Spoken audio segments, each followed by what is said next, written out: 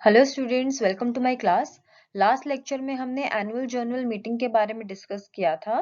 Today we are going to discuss about extraordinary general meeting and class meeting. अभी तक हमने annual general meeting के बारे में पढ़ा।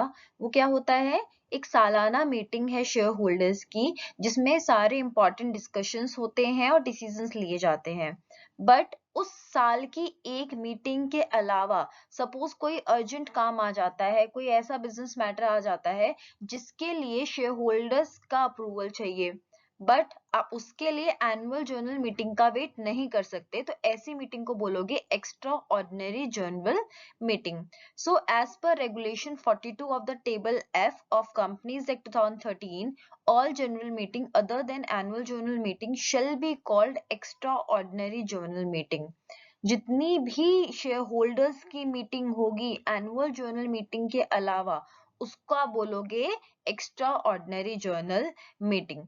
ठीक है, आप इस तरीके से भी बोल सकते हो कि दो एजीएम्स के बीच में, जो लगातार दो एजीएम्स हो रही हैं, उनके बीच में आई कोई भी शेयर होल्डर मीटिंग को आप ईजीएम बोलोगे या फिर एक्स्ट्रा ऑर्डिनरी जनरल मीटिंग आप बोलोगे। So what is the purpose of EGM? Extra ordinary general meeting क्यों बुलाई जाती है?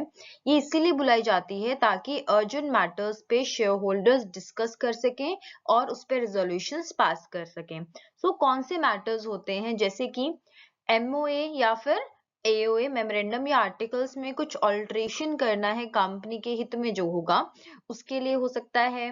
किसी डायरेक्टर या ऑडिटर के रिमूवल या अपॉइंटमेंट के लिए हो सकता है, या हो सकता है कि कैपिटल स्ट्रक्चर में कोई चेंज होना है, जैसे कि न्यू शेयर्स इश्यू होने हैं अभी, या फिर कैपिटल में रिडक्शन होना है।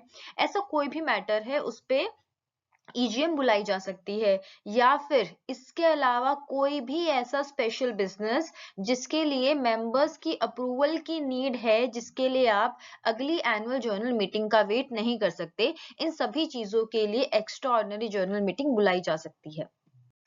Now the question is, who may call an EGM as per section 100? Board of directors, members और एनसीएलटी, ये ईजीएम बुला सकते हैं। सबसे पहले बोर्ड ऑफ डायरेक्टर्स की बात करते हैं। देखिए, डेली बेसिस पे जो प्लान्स, पॉलिसीज, इनसे रिलेटेड डिसीजंस होते हैं, बोर्ड ऑफ डायरेक्टर्स लेते हैं। बट कुछ ऐसे मैटर्स होते हैं जिनका अप्रूवल सिर्फ शेयर होल्डर्स ही दे सकते हैं, तो ऐसे अगर कोई मैटर आता है तो बोर्ड ईजीएम बुला सकता है। दूसरा, मेंबर्स। वो मेंबर्स जिनके पास पेड अप शेयर कैपिटल का 1/10 शेयर है, या फिर अगर हो सकता है कंपनी में शेयर कैपिटल नहीं है, तो वोटिंग पावर जिसके पास 1/10 है टोटल वोटिंग पावर का, वो लोग बोर्ड को बोल सकते हैं ईजीएम बुलाने को। सपोज मेंबर्स को डिस्कशन करना है, कोई डिसीजन लेना है, तो वो बोर्ड को बोल सकते हैं। अगर उनके पास इतना शेयर कैपिटल है तो लोग एक रिक्वेस्ट डाल सकते हैं कंपनी में, जिसको हम रिक्विजिशन बोलते हैं। ये रिक्वेस्ट डालने के बाद में बोर्ड की जिम्मेदारी है कि 21 डेज के अंदर अंदर वो लोग एक मीटिंग के लिए कॉल करें। नेक्स्ट हम बात करते हैं, अगर 21 दिन के अंदर अंदर बोर्ड ने ये मीटिंग नहीं बुलाई रिक्वेजिशन डालने के बाद भी, सो जो रिक्वेजिशनिस्ट हैं वो खुद ये मीटिंग बुला सकते हैं उस रिक्वेजिशन के 3 महीने के अंदर। और इससे रिलेटेड जितना भी खर्चा आएगा, अगर खुद से रिक्वेजिशनिस्ट मीटिंग बुलाते हैं, तो देखो तरीका तो वही रहेगा सारा मीटिंग का, बस इसका जो खर्चा है वो सारा उनको रिइम्बर्स हो जाता है by the company. Next is by national company law tribunal, NCLT. देखो, एनसीएलटी के पास भी पावर है कि वो एक्स्ट्रा ऑर्डिनरी जनरल मीटिंग बुला सकता है। रीजन, अगर कभी हो सकता है कि कंपनी एजीएम बुलाने में फेल हो गया, उसको लगा इम्प्रैक्टिकल था बुलाना, तो इस केस में एनसीएलटी ईजीएम बुला सकता है। दूसरा, जो हम अभी मेंबर्स की बात करी थी कि मेंबर्स के रिक्वेस्ट पे भी अगर कंपनी ने ईजीएम नहीं बुलाई, तो एनसीएलटी भी उस ईजीएम को बुला सकता है। Next is notice of EGM, जो कि सेक्शन 101 में दिया गया है। देखिए, जब भी आप शेयर होल्डर्स की मीटिंग बुलाएंगे तो there should be 21 clear days notice, जिसको सभी मेंबर्स, डायरेक्टर्स और ऑडिटर्स को भेजा जाना जरूरी है। अब इस नोटिस में क्या क्या चीजें होंगी? Date, time, place and most importantly statement of the business. Statement of the business मतलब कि क्यों ये मीटिंग बुलाई जा रही है, इसके बारे में नोटिस में देना होगा। Next, can be held on shorter notice if 95% of the members entitled to vote consent. देखिए कभी ना बहुत अर्जेंट काम होता है, अगर 95% लोग जिनको वोट करना है अगर उनका कंसेंट आ जाता है तो 21 दिन से कम टाइम पे भी ये मीटिंग बुलाई जा सकती है जो कि वैलिड होगी। नेक्स्ट बात करते हैं हम एक्सप्लेनेटरी स्टेटमेंट की, जिसके बारे में सेक्शन 102 में दिया गया है। देखिए जब भी कोई स्पेशल बिजनेस होता है ना मीटिंग में, उसके साथ में एक एक्सप्लेनेटरी स्टेटमेंट अटैच करना मैंडेटरी होता है। और जितनी भी एजीएम्स होती हैं वो इसीलिए बुलाई जाती है क्योंकि कोई ना कोई स्पेशल बिजनेस होता है जिसके लिए आप अगली एजीएम तक वेट नहीं कर सकते। इस स्टेटमेंट में क्यों बुलाई जा रही है ईजीएम, मतलब the nature of business mention होगा, कौन कौन से उससे रिलेटेड मटेरियल फैक्ट्स हैं, किसी का इंटरेस्ट है डायरेक्टर का, जो भी चीजें हैं वो सारी की सारी एक्सप्लेनेटरी स्टेटमेंट में लिखी जाती हैं। सो मीटिंग का प्लेस टाइम क्या रहेगा बच्चे, जो एजीएम का है वही रूल्स यहाँ अप्लाई होते हैं ईजीएम में भी। मीटिंग या तो रजिस्टर्ड ऑफिस में होती है या फिर with in the same city town और विलेज जहाँ पे रजिस्टर्ड ऑफिस है। अब किस टाइम होगी मीटिंग, हमेशा बिजनेस आवर्स के ड्यूरिंग होती है, that is 9 AM to 6 PM। हाँ ये ध्यान रखना पड़ेगा वो नेशनल हॉलीडे ना हो। Next provision is related to quorum which comes under section 103। बच्चे किसी भी मीटिंग का quorum बहुत जरूरी है कि कितना है ध्यान रखना। क्यों quorum क्या है? Quorum is the minimum number of persons present in the meeting to make the meeting valid। अगर इतना quorum नहीं हुआ तो उस मीटिंग में लिए गए सारे डिसीजन इनवैलिड हो जाते हैं। So in case of AGM अगर पब्लिक कंपनी है तो जो कम से कम संख्या दैट इज 5 मेंबर्स जो पर्सनली प्रेजेंट होने चाहिए, अगर प्राइवेट कंपनी है तो 2 मेंबर्स पर्सनली प्रेजेंट। हर मीटिंग का एक चेयरमैन होता है जो मीटिंग को चेयर करता है। नॉर्मली जो बोर्ड का चेयरमैन होता है वो मीटिंग को भी चेयर करता है। अगर वो एब्सेंट है इस केस में मेंबर्स अपने में से ही किसी को इलेक्ट करके मीटिंग का चेयरमैन बना सकते हैं। बच्चे देखिए कुछ चीजें मैं यहाँ पे शॉर्ट में रख रही हूँ, मेंशन नहीं कर रही हूँ क्योंकि आगे requisites of a valid meeting में मैं उनको डिटेल में मेंशन करूंगी।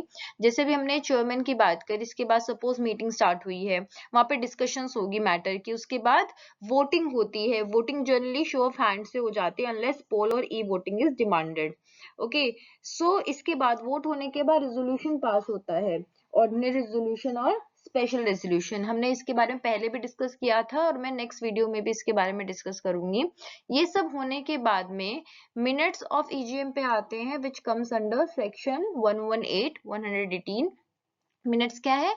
A written record of all proceedings and resolution passed at the EGM, उसको हम मिनट्स बोलते हैं। इन मिनट्स की रिकॉर्डिंग मिनट बुक में 30 दिन के अंदर अंदर हो जानी चाहिए और इनको चेयरमैन साइन करता है। ये बेसिकली एक ऐसा रिकॉर्ड है जिससे आप ये बोल सकते हो कि एविडेंस है कि कौन कौन सी मीटिंग हुई है, उसमें किसने अटेंड करी थी, किसने वोट दिए हैं और कौन कौन से रेजोल्यूशन पास हुए हैं। Next provision is related to filing of resolution which comes under section 117। बच्चे देखिए जब भी स्पेशल रेजोल्यूशन पास होगा, चाहे वो एजीएम में पास हो चाहे वो ईजीएम में पास हो, तो आपको ये पॉइंट लिखना है कि उस स्पेशल रेजोल्यूशन को आपको फाइल करना होता है रजिस्ट्रार ऑफ कंपनी के पास in form MGT 14 within 30 days. So ये ऐसा पॉइंट है जिसको आप जहां पे भी स्पेशल रेजोल्यूशन पास हुआ है वहां पे लिख सकते हो। जब हम शेयर होल्डर्स की मीटिंग की बात करते हैं तो हम 3 तरह की मीटिंग की बात करते हैं majorly. First is annual general meeting, second extraordinary general meeting and third one is class meetings. Class meeting क्या है? Class meeting is held only for a particular class of shareholders. किसी particular class of shareholders के लिए meeting रखी जाती है। Suppose एक company है जिसमें डिफरेंट क्लासेस हैं शेयर्स की, जैसे कि उन्होंने प्रेफरेंस शेयर्स भी इशू कर रखे हैं, उन्होंने इक्विटी भी इशू कर रखे हैं। तो अगर सिर्फ इस पर्टिकुलर क्लास ऑफ शेयर्स से रिलेटेड आपको डिसीजन लेना है तो आप सिर्फ उसी क्लास की मीटिंग बुलाते हो। This is known as class meeting. Okay, next is क्या पर्पस होता है क्लास मीटिंग बुलाने का? देखिए उस पर्टिकुलर क्लास में कुछ ना कुछ चेंजेस हो रहे होंगे, इसके लिए हमें उनका अप्रूवल चाहिए शेयर होल्डर्स का, उस पर्टिकुलर क्लास का, मैं बार बार रिपीट कर रही हूँ, इसीलिए हम क्लास मीटिंग बुलाते हैं। अब ये मैटर्स कैसे हो सकते हैं? फॉर एग्जाम्पल उस क्लास के राइट्स में कुछ वेरिएशन करना है, कुछ चेंजेस करना है, या फिर एक क्लास से दूसरे क्लास ऑफ शेयर्स में कन्वर्ट होना है। सपोज जो प्रेफरेंस शेयर होल्डर्स है उनको कन्वर्ट किया जाता है इक्विटी शेयर होल्डर्स में, अगर ऐसा कुछ प्रोविजन है, इससे रिलेटेड कुछ डिस्कशन करना है, या फिर किसी पर्टिकुलर क्लास के शेयर कैपिटल रिड्यूस हो रही है, या फिर ऐसे हम कुछ नए शेयर्स इशू कर रहे हैं जिससे किसी पर्टिकुलर क्लास के राइट्स पे इम्पैक्ट पड़ रहा है। इशू होने से हो सकता है उनके राइट्स कम हो रहे हों, तो ऐसी चीजों के लिए हम क्लास मीटिंग बुलाते हैं। अब हम क्लास मीटिंग की नोटिस की बात करें तो सेम चीजें हैं, क्योंकि शेयर होल्डर की मीटिंग है, 21 clear days notice is required to send to all members of that specific class. Suppose equity की मीटिंग हो रही है तो सभी इक्विटी वालों को हमें ये मैसेज करना है, नोटिस भेजना है। अगेन अगर छोटी नोटिस चाहिए आपको तो उस क्लास ऑफ मेंबर्स के अगर 95% वोटिंग राइट्स वाले मेंबर्स शेयर होल्डर्स रेडी हैं तो आप शॉर्टर नोटिस पे भी मीटिंग करवा सकते हो। देखिए, जब हम क्लास मीटिंग्स की बात करते हैं तो हम बात करते हैं कि अगर क्लास राइट में आपको वेरिएशन करना है तो कैसे होगा।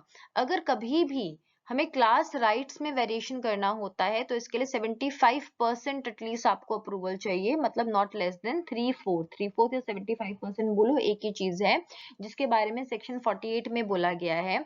एक तो अगर आपको कुछ भी वेरिएशन करना है आप उस पर्टिकुलर क्लास की मीटिंग को बुलाओगे, इसी को हम क्लास मीटिंग्स बोल रहे हैं। या हम एग्जाम्पल के थ्रू समझा सकते हैं कि सपोज आपको प्रेफरेंस शेयर होल्डर्स की डिविडेंड रेट में चेंज करना है तो किसको बुलाओगे, सिर्फ प्रेफरेंस शेयर होल्डर्स को बुलाओगे मीटिंग के लिए।